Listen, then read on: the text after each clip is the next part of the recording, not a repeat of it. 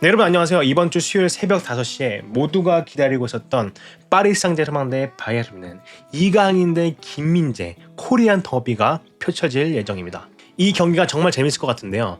세계적인 무대에서 한국인 선수 2명이 맞대결하게 되는 경기는 이번이 처음인 것 같은데 정말 모두가 관심을 갖고 보게 될 것 같은 경기입니다. 최근 바이에른 뮌헨의 폼을 보면 정말 무섭습니다. 그렇기 때문에 파리 생제르맹은 무조건 진다. 파리 생제르맹은 뮌헨 상대로 이길 수가 없다. 심지어 골도 못 넣을 거다. 라는 얘기가 많이 나오고 있습니다. 하지만 제가 오늘 이 영상에서 여러분들에게 파리 생제르맹에게도 작은 희망이 있다는 것을 증명해 보도록 하겠습니다. 자, 우선 챔스에서 이 두 팀의 순위를 살펴보면 바이에른 뮌헨 같은 경우에는 현재 17위여서 플레이오프에 충분히 나아갈 수 있는 상태입니다. 4경기를 치렀는데 그 중에 2경기를 승리했고 2경기는 패배했습니다. 반면에 파리 생제르맹은 25위이기 때문에 현재 탈락 위기에 놓여진 상태입니다. 4경기 중에 1경기를 이기고 1경기를 비기고 2경기를 졌습니다.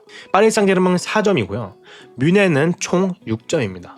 전문가들 말로는 파리 생제르맹이 플레이오프라도 가기 위해서는 4경기가 남았는데 총 10점을 따야 된다고 합니다. 이게 무슨 말이냐면 남은 4경기 중에 2경기를 무조건 이겨가지고 총 10점을 만들어낸다는 얘기입니다. 파리 생제르맹 입장에서 정말 쉽지 않습니다. 남은 4 상대팀은요, 바이에른 뮌헨, 잘츠부르크, 맨체스터 시티, 슈투트가르트입니다. 여기서 더 잔인한 건 바이에른 뮌헨, 잘츠부르크, 슈투트가르트 다 원정 경기고요. 유일하게 하나 남은 홈 경기가 맨체스터 시티 상대입니다. 뮌헨 상대로 하는 경기가 중요하다는 얘기겠죠. 파리 생제르맹이랑 뮌헨은 서로 챔스에서 자주 만났는데요. 최근 5경기 성적을 보면 뮌헨이 4번이나 이기고 파리 생제르맹은 단 1번밖에 못 이겼습니다. 지금 계속해서 파리 생제르맹 입장에선 희망적이지 않은 얘기밖에 안 하고 있습니다. 자, 그래서 바이에른 뮌헨의 이번 시즌 폼을 한번 보려고 하는데요. 우선 콤파니가 이번 시즌 뮌헨의 감독이 되면서 지난 시즌 투헬의 뮌헨이랑 이번 시즌 콤파니의 뮌헨이 완전히 다른 팀이 돼버렸습니다. 시즌 초반에 정말 좋은 모습을 보여줬습니다. 4경기 연속 승리했고요. 5번째 라운드에서는 레버쿠젠 상대로 1대1 비기게 됐는데 이 경기에서도 제가 보기에는 뮌헨이 압도적으로 이길 거라고 생각했습니다. 왜냐하면 이 경기의 통계를 살펴보면 뮌헨 측에서 볼 점유율이 69%였고 예상골 수치죠. XG값이 뮌헨이 1.38이었고 반면에 레버쿠젠은 0.06밖에 안 됐습니다. 게다가 뮌헨의 전체 슛은 총 18개였고 레버쿠젠은 3개밖에 안 됐습니다. 결국에는 레버쿠젠이 골문 앞에서 결정적이었고 자기한테 주어진 그 작은 기회를 잘 살려서 골을 넣은 것입니다. 레버쿠젠 상대로 1대1 비기고 나서 프랑크푸르트 상대로 이번에도 3대3 비기게 됩니다. 근데 이번 경기도 레버쿠젠과 비슷한 내용입니다.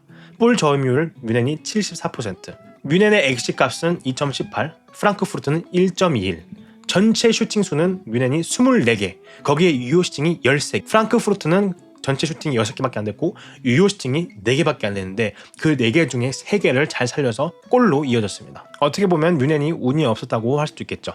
자, 근데 여기서 더 놀라운 것은 챔스에서 첫 번째 라운드에서 자그레브 상대로 9대2 완파를 한 후에 두 번째 경기에서 아스톤 빌라 상대로 충격적인 1대0 패배를 하게 됩니다. 이 경기 통계를 보면 프랑크푸르트와 레버쿠젠 때와 비슷하게 뮌헨은 계속해서 볼 점유율을 높이고 슈팅 수를 많이 가져가면서 상당히 공격적인 모습을 보여줬지만 아스톤 빌라의 골키퍼 마르티네스가 미친 선방을 보여주면서 팀을 보호했습니다. 아스톤 빌라는 자기한테 주어진 그 한 번의 기회를 잘 살려서 골을 넣었습니다. 이 경기의 통계를 보겠습니다. 뮌헨이 전체 슈팅 수 17개, 유효 슈팅 7개, 아스톤 빌라는 전체 슛 5개, 그 중에 유효 슈팅 2개, 2개 중에 하나가 골이었습니다. 이런 통계를 보면서 저희가 알 수 있는 건 상대 골키퍼가 선방을 잘하는 골키퍼면 뮌헨 상대로 이기거나 비길 수가 있는 겁니다. 그렇기 때문에 제 개인적인 생각에는 현재 돈나루마의 폼이 좋지 않기 때문에 돈나루마 대신 사포노프가 대신해서 나올 수도 있을 것 같습니다. 그리고 제가 보기에는 사포노프가 돈나루마보다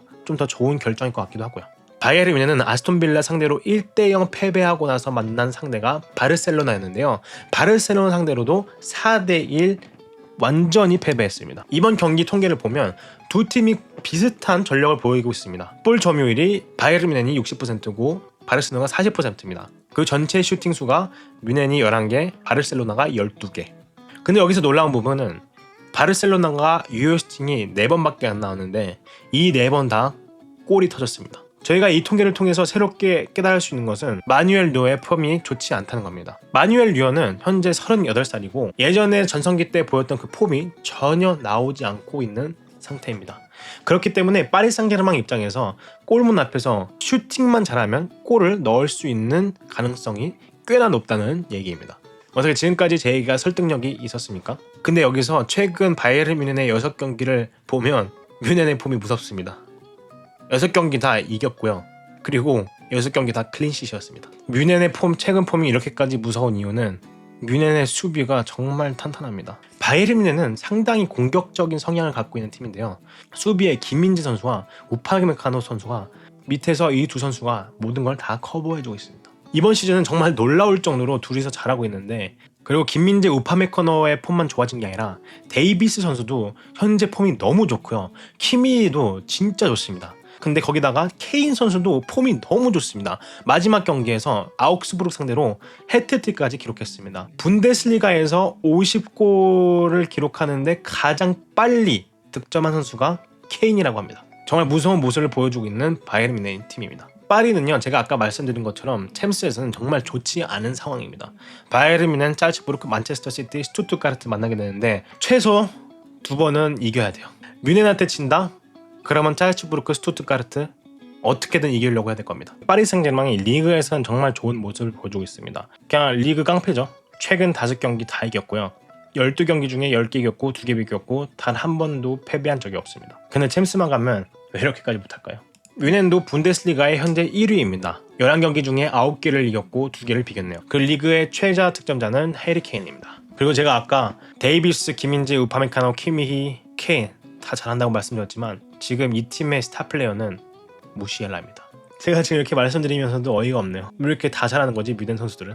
어떻게 이길 수 있을까? 파리 생제르맹 입장에서 뮌헨을 상대하는 게 정말 쉬워 보지 않지만 여러분 공은 둥글입니다. 어떻게 될지 몰라요. 축구는 모릅니다. 파리 생제르맹이 아스톤 빌라나 바르셀로나처럼 골문 앞에서 결정적이면 충분히 이길 가능성이 있습니다. 그 제가 보기엔 다시 한번 더 말씀드리지만 돈나루마 나오면 안 됩니다. 돈나루마 이번 시즌 선방 너무 못해요.